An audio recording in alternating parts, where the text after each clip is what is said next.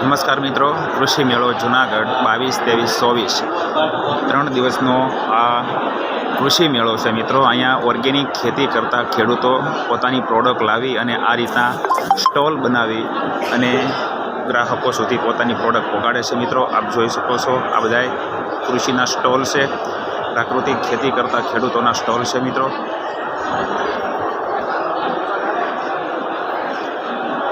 અંદાજે 60 જેટલા સ્ટોલ અહીંયા રાખવામાં આવેલા છે। 3 દિવસનો આ કૃષિ મેળો છે, સરદાર પટેલ યુનિવર્સિટી જુનાગઢ।